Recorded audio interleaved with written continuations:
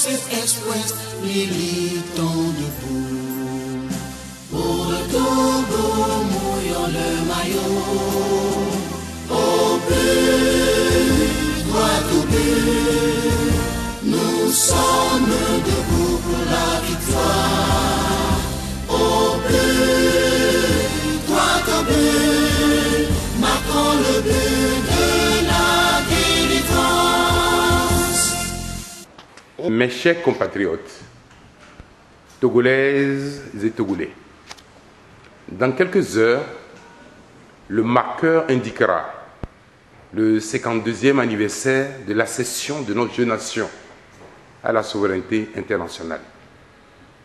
Ce moment est à la fois un moment de fierté légitime et de joie au cœur, mais il doit être surtout un moment d'introspection individuelle et collective pour mesurer le chemin parcouru, prendre des résolutions et se projeter dans l'avenir en ayant pour feuille de route les défis à relever. Nos pensées en ce jour vont à ces héros connus ou anonymes, visibles ou invisibles, qui par leur génie, leur souffrance, leur sacrifice, au prix de leur vie, ont écrit en lettres de sang et de larmes sur le fronton de la nation cette trilogie de notre devise: travail, liberté, patrie. Comment ne pas faire mémoire en ce jour de tous ces braves martyrs qui ont péri en versant leur sang sur le champ d'honneur, dans leur engagement résolu et déterminé à faire régner sur la terre de nos aïeux l'amour, notamment celui de la vertu et de la loi, afin que le Togo soit une terre de liberté, de fraternité, de triomphe des droits de l'homme et de la prospérité partagée.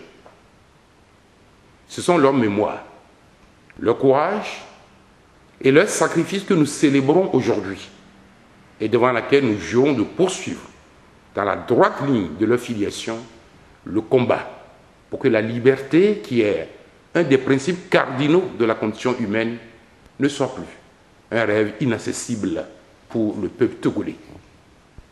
Si l'indépendance signifie le refus de l'asservissement du peuple togolais à la domination coloniale étrangère, elle ne saurait devenir la vassalisation du peuple à une faction, à une coterie, quelle que soit, encore moins à une famille. Mes chers compatriotes, Togolaises et Togolais, à la triple crise éthique, identitaire et managérielle à laquelle est confronté le Togo depuis l'indépendance nominale du 27 avril 1960, se superpose aujourd'hui une triple crise de valeurs, d'efficacité et de légitimité, dont les conséquences sont tout aussi funestes que dramatiques pour les générations actuelles et pour l'avenir de notre jeune nation. Ainsi, l'immaculée semence de sang de nos braves martyrs tarde à porter les fruits escomptés, tandis que la désespérance est le lot de la plupart des filles et des fils du Togo tout entier. Que de sacrifices consentis en vain. Notre pays traverse depuis plusieurs décennies une crise sociopolitique qui n'en finit pas, mais dont les conséquences sont aussi graves pour les générations actuelles que pour l'avenir de la nation. Depuis la conférence nationale, plus d'une dizaine de dialogues et d'accords politiques, directs ou sous la médiation extérieure, ont échoué à trouver des solutions définitives aux besoins de réformes politiques, de bonne gouvernance, de la force donnée à la loi, de la transparence et de la vérité des urnes. D'un régime à l'autre, on peine à construire des réponses appropriées à ces questions cruciales et libérer le génie inventif de ce peuple pour la prospérité partagée, la dignité et la fierté nationale. Comment en est-il ainsi?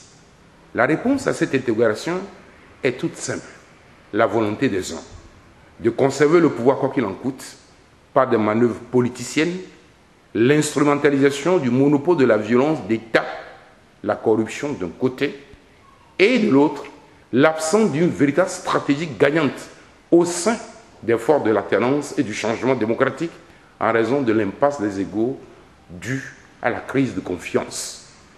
Nombreux sont les Togolais qui espéraient que la mort du général Eyadema allait ouvrir un nouveau chantier pour la réconciliation nationale, la relance de l'économie et une meilleure répartition des richesses de la nation. Mais force est de reconnaître que malgré la propagande relayée par les turiféraires du pouvoir, la situation sur tous les fronts s'est dégradée. L'injustice et les inégalités se sont accentuées. L'impunité est devenue une règle d'or, la violation des droits de l'homme une banalité, le mépris et l'arrogance une poursuite des puissants à l'égard des plus faibles. Toutes ces dérives ont une récurrence qui justifierait que des parades leur soient trouvées dans la Constitution de la 4e République. Tous les services publics sont sclérosés, gangrénés par la corruption, l'absentéisme, le laisser-aller, le quant à soi, et ont tourné le dos à l'éthique et à l'obligation de servir l'intérêt général. Le pays est devenu une jungle où ce sont les plus malins et les plus forts qui triomphent au mépris de la loi et de la justice, faisant ainsi du Togo une plaque tournante où prospèrent toutes sortes de trafics. Togolaises et Togolais, mes chers compatriotes, plus d'un demi-siècle après notre indépendance, satisfaire ses besoins les plus élémentaires reste une prouesse. Notre système de santé laisse aujourd'hui à désirer, tandis que notre système d'éducation et d'enseignement est en complet décalage par rapport aux réalités de nos sociétés et aux exigences du monde du travail et de l'emploi, de même que par rapport aux enjeux de la compétition internationale. L'emploi et le travail sont les parents pauvres de l'improvisation qui tient lieu de politique gouvernementale. Les centres de santé et les hôpitaux sont devenus pour la plupart de nos concitoyens les ponts qui mènent vers la mort. Le système de retraite est en totale déconfiture. La cohésion nationale est sacrifiée sur l'autel du népotisme et de l'oligarchie. L'avenir est sombre, la désespérance totale. Pourtant, ce que réclament les Togolais, c'est un peu de dignité et la possibilité de pouvoir espérer que demain, les besoins les plus simples soient un tant peu satisfaits. Que l'école ouverte à tous donne à chacun les moyens de s'insérer et de s'épanouir dans la société, notamment grâce à un emploi décent. Que l'hôpital soit un lieu de soins et de guérison. Que la retraite après une vie de travail ait un autre visage que la clochardisation et la misère. Alors que l'univers a doté notre pays de ressources inégalées par rapport à la grande majorité des pays de la sous-région, la navigation a vu la cupidité, la mauvaise gouvernance et la concussion ruiner, hélas, toutes les chambres de nos nations à pouvoir créer les conditions du bien-être pour tous ces enfants. Cette asymétrie entre les potentialités économiques de notre pays et la grave précarité ambiante, cette fracture entre la minorité de nantis qui a tout et en surabondance, en face de la grande majorité qui n'ont en surabondance que l'indigence et la désespérance, est la source de l'agitation légitime sans précédent qu'a connue le Front social depuis bientôt 1 an. Le cas le plus marquant reste la violence dont les milieux universitaires sont le théâtre, avec les leaders étudiants embastillés, alors qu'avec une petite dose de bon sens et d'humanité, des réponses justicieuses auraient pu être trouvées à cette frange de notre jeunesse qui incarne l'avenir de la nation. Le sort des agents de l'État, notamment ceux du personnel de la santé, des enseignants et surtout ceux émergeant sur la caisse APE, Association des parents d'élèves, contraste avec les déclamations du pouvoir.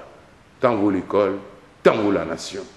Sur le plan politique, le gouvernement manque d'une réelle volonté pour impulser les réformes politiques nécessaires pour créer un cadre politique apaisé et de grande qualité, à même d'assurer le progrès économique et social de notre pays.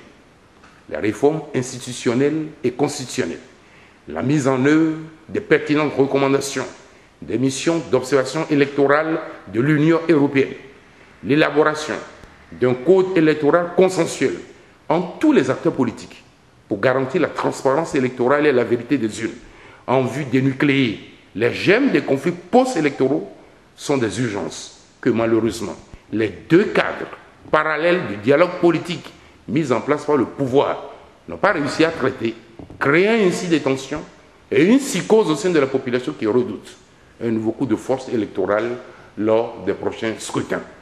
C'est dans ce contexte que, fidèles à l'éthique, au cœur de l'action politique, nous avons, conformément à notre engagement vis-à-vis du peuple togolais, lors de notre lettre ouverte du 19 novembre 2011, œuvré aux côtés des autres leaders de l'opposition et des organisations de défense des droits de l'homme, ainsi que celles de la société civile pour l'émergence d'un large fonds citoyen dénommé Collectif Sauvons le Togo.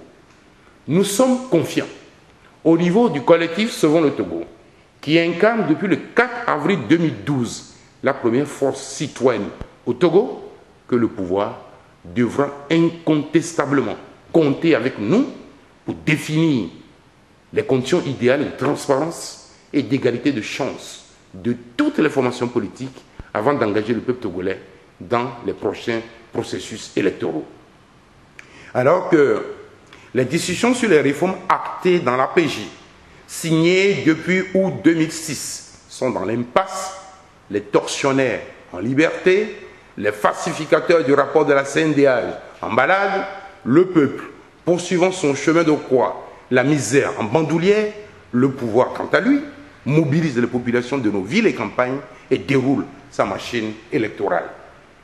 Dissolution du RPT et annonce de création d'une nouvelle formation politique, incitation et facilitation de la transhumance politique, recours massif illégaux des moyens de l'État au service d'une cause partisane, et dans la foulée, examen à la hussarde d'un nouveau code électoral élaboré unilatéralement, contrairement aux dispositions pertinentes de la CEDEAO en la matière.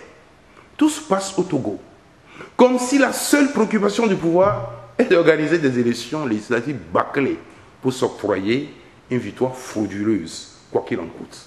Au but, lance une mise en garde au pouvoir et un appel à la communauté internationale, notamment à l'Union européenne, à demeurer vigilante face aux manœuvres du pouvoir en place qui rechignent devant la vérité des urnes.